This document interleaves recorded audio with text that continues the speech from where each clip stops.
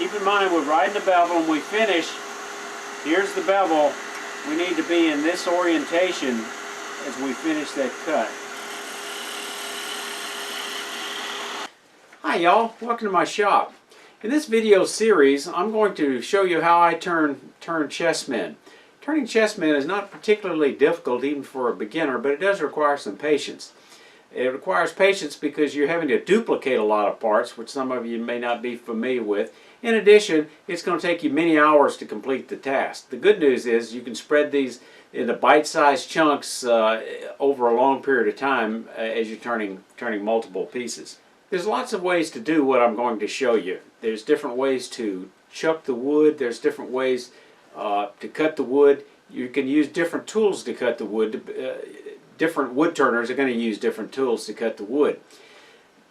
But one thing I think all experienced wood turners will agree on is that number one, use sharp tools, because sharp tools cut, dull tools don't.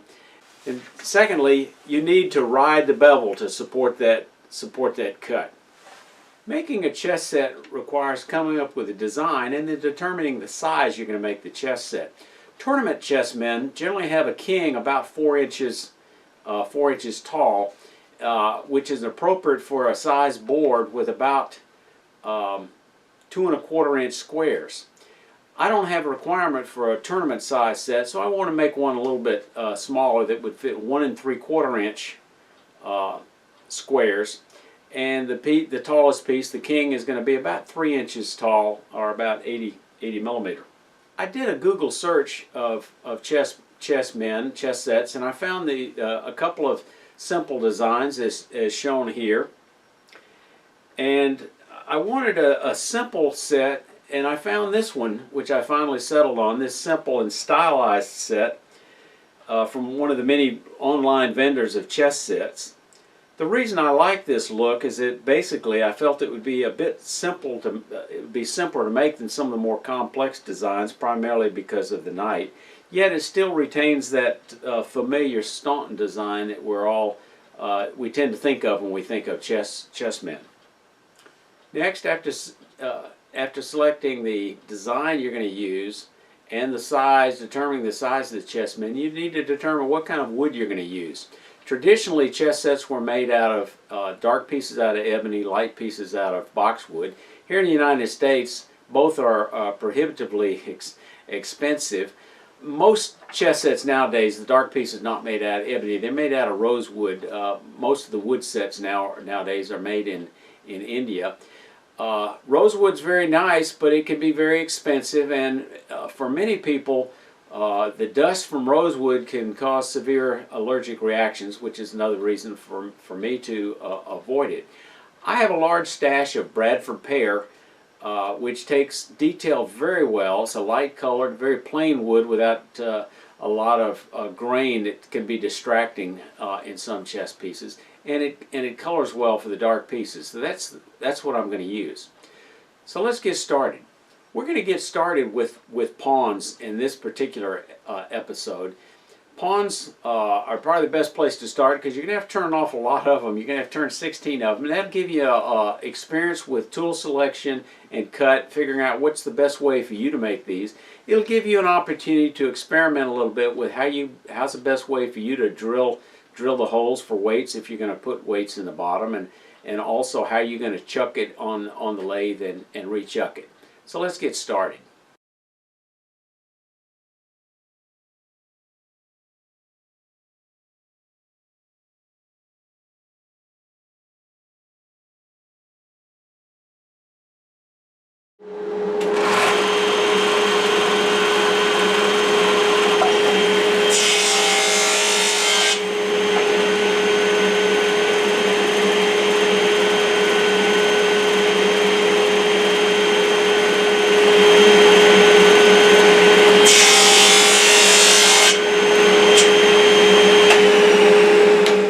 This alternative way is to do all the drilling on the drill press at one time for a certain size piece. Use a clamp. I have notches cut in this hand screw, and I've got it bolted down to the table with a hand clamp. So I'm going to simply do the similar operation as I did before.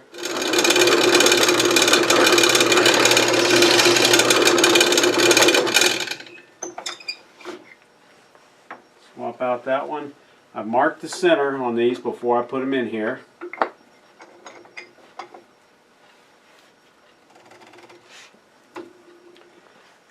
And once I've drilled all the pieces with the 3/4 inch bit, I come back and drill them one by one for the 9/64, because the Forstner bit leaves a you know, from the spur, a small indentation that makes it easy to get this lined up. And again, go down now about that far. Okay, here's the screw chuck I made. I've got a video I've done previously on making a screw chuck. You may want to look at that.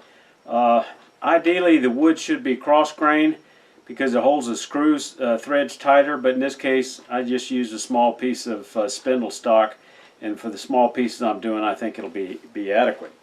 Now notice I've got this I'll call it a mandrel, you can call it a tenon, a mandrel that fits inside of the blanks. I'm going to show you doing it on a square blank that we just drilled on the drill press. So it fits and holds that tighter, and this screw chuck will pull it in and sitting flat. This secondary tenon is sized to the base of the piece, in this case 25 millimeter.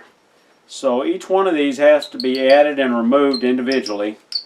Some of these are pretty tight, which is a good thing, even before we screw it. And it's good that you cut these on a table saw so you get nice flat surfaces for it to register against, and then we'll just tighten it up. Each one has to be tightened off the scroll chuck and removed off the scroll chuck because it's so tight. Now I have the marks here for where to go on the #1 chuck jaws to help ensure concentricity. I'm using this Hawkbeak 50 millimeter Nova jaws, which bites into this, but it's essential, I think it's essential to have a tenon with a nice shoulder on it if you're going to hold it in a screw chuck. Now if you've got it on a faceplate, that's a different story. And a faceplate will work fine if you don't have a scroll chuck. Now to bring up tailstock support, I'm going to use a flat soft touch to give it a little bit of support, but not throw this off a little bit, because when we remove it, we don't want this to move back into position because of this and misshape the head as we finish the piece.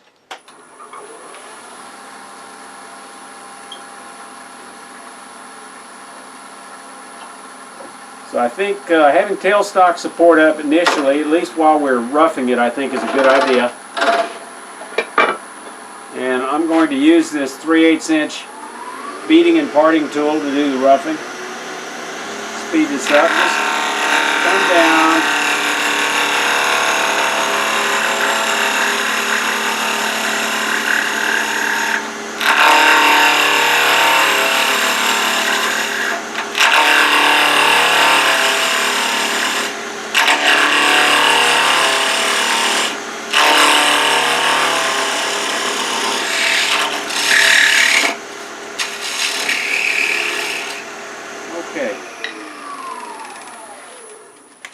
Now we're going to take the line drawing of that pawn.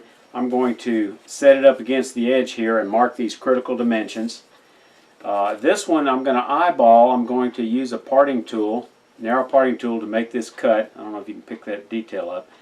And then here is the base of the neck, shoulder, and then here is the top of that, the head. So I've got a little bit of waste, that's okay.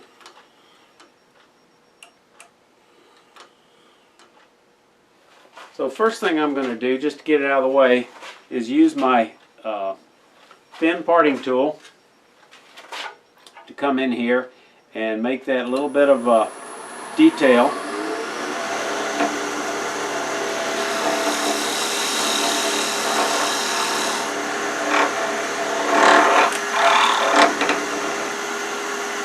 Tighten that up a little bit. And then I'm going to use that use it again to kind of get close to the depth of the neck. A little bit on each side. Get right in the middle again. We'll come back to that. Then I want to go ahead and arc the top of it.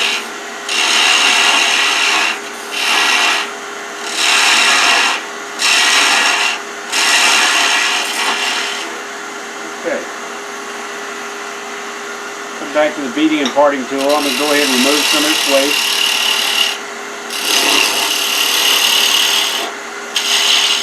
I know the diameter of that head is 14 millimeter. Got a little way to go. And I'm going to go ahead and remove some of this waste. Now I find a skew or a beading and parting tool to be good for this particular piece because we've got a flat shape here, and we don't want to introduce a curve with a spindle gouge or a roughing gouge or a bowl gouge. So I find it better to use a straight tool.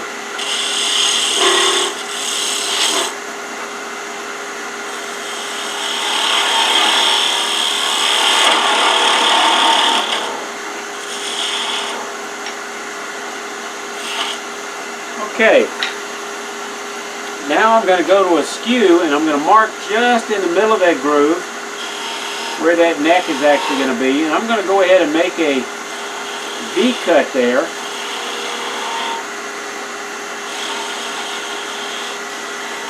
To show where those two sides, those two planes will come together.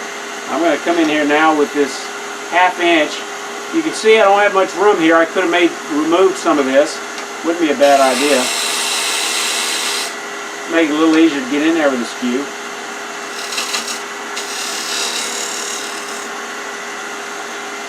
So now I'm going to come in here, actually get a little bit more.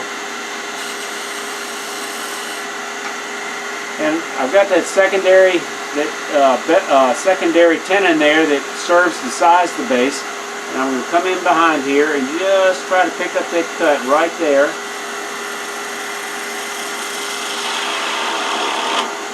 Try to ride this flat.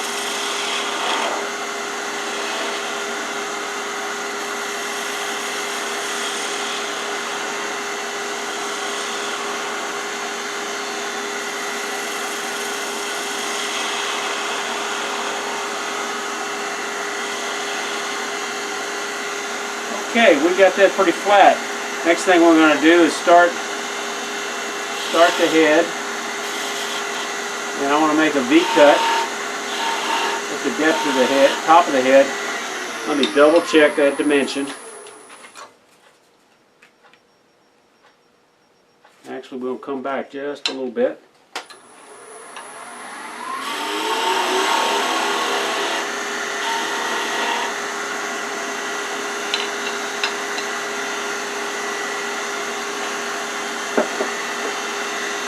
Now for this bead, I find it easier to use a small detail gouge. That's all this is a big bead. Keep in mind, we're riding the bevel, and we finish. Here's the bevel. We need to be in this orientation as we finish that cut. Wow, snatched off a little quicker than I thought. That's what we don't want to do because it tends to tear out fibers on the end.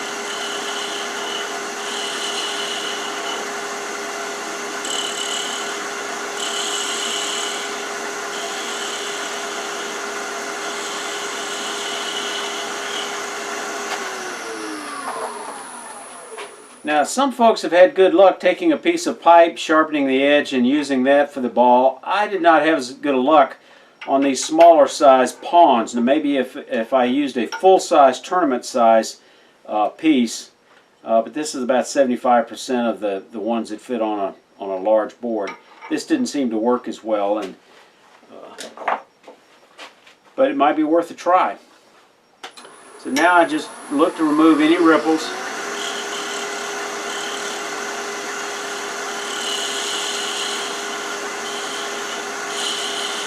Remove any wood that I judge not to be appropriately part of his head.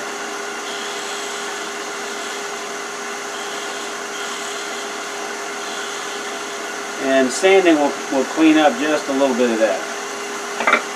Now, for the final cut in here, to keep it nice and clean, you can come in here as a native rake scraper.